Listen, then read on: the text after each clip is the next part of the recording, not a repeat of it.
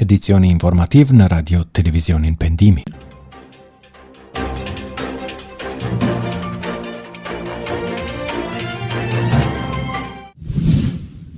Titujt kryesor për edicionin e sotëm. Akt akuz ndaj 9 personave për mashtrim financiar ndaj shtetasve të huaj. Vetëvendosje me fitore bindë se partitë e tjera thonë se do të reflektojnë. Bashkimi Evropian pret formim të shpejtë të qeverisë së re. Përshëndetje të nderuar dëgjues dhe shikues të Radio Televizionit Pendimi, po nisim këtu me edicionin e sotëm të lajmeve e martë 30 dhjetor 2025. Unë jam Luljita Beshiri. Edicionin e fillojmë me lajmet nga vendi.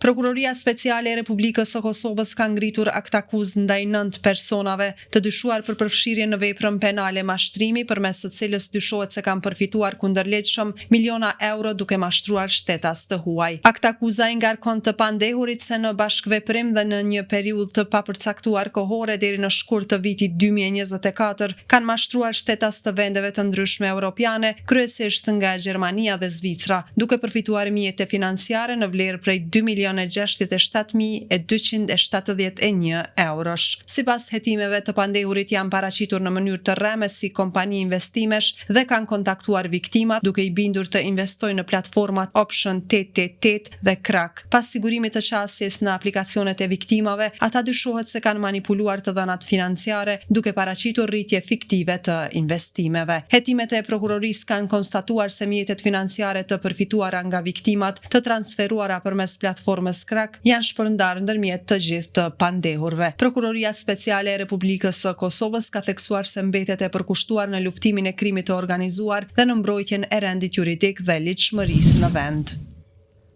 Lëvizja vetëvendosje ka arritur fitore të thellë në zgjedhjet e parakohshme parlamentare të mbajtura këtë të diel në Kosovë. Bazuar në rezultatin preliminar të publikuar në faqen e Komisionit Qendror Zgjedhor, vetëvendosje ka marrë 49.3% të votave, e që përkthyer në mandate i bie se ka siguruar 56 ulse në kuvend. PDK si partia e dytë me 21%, 23 ulse. Lidhja Demokratike e Kosovës ka dalë e treta me 13.57%, gjithsesht 15 ulse, ndërsa AK-ja doli e katërta me 5.68% dhe ka siguruar 4 ulse në kuvend. Mirë po bazuar në rezultatet jo të kënaqshme, partitë opozitare kanë thënë se do të reflektojnë për përmirësim. Kreu i Lidhjes Demokratike të Kosovës Lumir Abdigjiku ka thënë se merr përgjegjësinë për rezultatin dhe se do të thrasë kuvendin e partisë për të diskutuar të gjitha çështjet dhe përgjegjësitë si kryetar. E kryetari i Partisë Demokratike të Kosovës Bedri Hamza në konferencën për media të mbajtur të hënën ka thënë se rezultati nuk është ai që ka pritur. Ka theksuar se do të organizojë takime me strukturat e partisë dhe se vendimet do t'i marrë në kohë.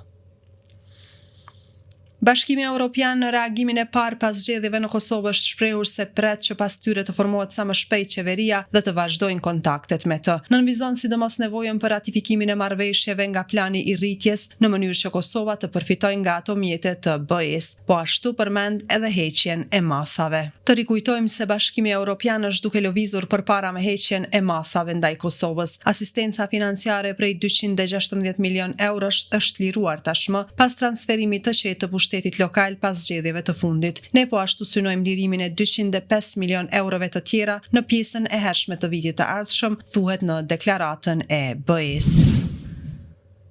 Presidentja e Kosovës Vjosa Osmani ka bërë të ditur se synon të kandidojë sërish për postin e presidentes së vendit. Ajo e ka konfirmuar këtë në një intervistë për Radion Evropa e Lirë, duke theksuar se fillimisht pret formimin e institucioneve të reja pas zgjedhjeve. Osmani ka paralajmëruar se në periudhën në vijim do të zhvillojë bisedime me aktorë të ndryshëm politik për të siguruar mbështetjen e nevojshme për kandidaturën e saj. Ajo ka theksuar se do të vazhdojë angazhimin e saj politik edhe në rast se nuk zgjedhet presidente në një mandat të dytë, duke nënvizuar se mbetet e përkushtuar ndaj shërbimit publik dhe interesave të shtetit.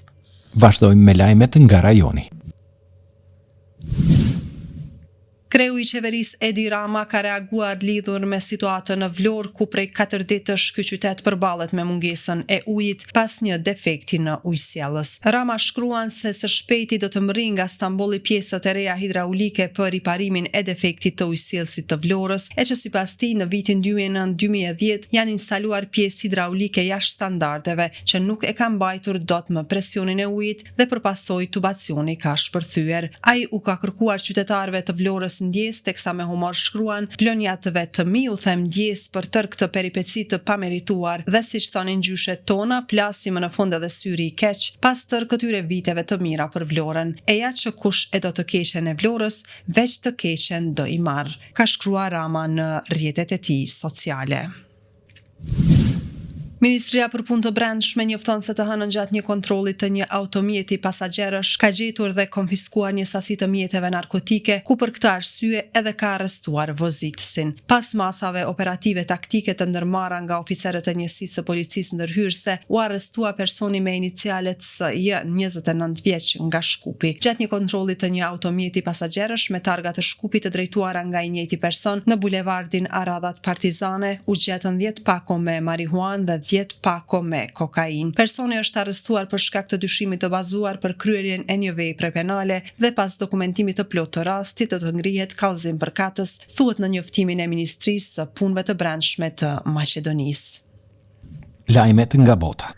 Stuhit e forta dhe baticat e larta shkatruan kampet e palestinezëve të zhvendosur në Khan Yunis të dielën, duke përkeqësuar krizën humanitare për mijëra njerëz që tashmë janë detyruar të qëndrojnë në vijën bregdetare nga operacionet ushtarake izraelite. Kryebashkiaku I Khan Yunisit, Aladin El Bata, deklaroi se mijëra familje humbën tendat e tyre për shkak të motit të keq. Këto familje po përpiqen të gjejnë strehim bazë, tha El Bata, duke paralajmëruar se kushtet e vështira të motit që po vijnë ka të ngjarë të lënë mijëra të tjerë të ekspozuar në ditët në vijim. Gaza është prekur që nga shtuna nga një sistem polar me presion të ulët, I treti sezonit të dimrit që sjell shira të rrëmbyeshëm dhe erëra të forta.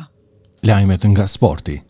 Ekipi rumun Kluj ka shfaqur interes për të transferuar Etnik Brutin si zëvendësues të Lindon Emërllahut, I cili u shit për 2 milion euro te policia në Ukrainë. Megjithatë, Malisheva nuk do ta lërë lehtë Brutin. Klubi kërkon të paktën 800.000 euro përmes fushorin 21 vjeçar dhe dëshiron gjithashtu të ruaj 15% të kartonit të tij në rast rishitjeje. Kontrata e Brutit me Malishevën skadon në qershor të vitit 2026, ndaj klubi nuk dëshiron ta humbas lojtarin pa kompenzim. Bruti ishte gjithashtu në qendër të vëmendjes ndërmjet Kosovës dhe Shqipërisë disa muaj më parë, kur vendosi të vishte fanellën e Shqipërisë, duke lënë pas Kosovën U21, ku aktivizohej më parë. 21 vjeçari këtë edicion është futbollisti kryesor I Malishevës, pasi ka shënuar 4 gola dhe ka asistuar në 3 të tjerë në 17 ndeshje të zhvilluara.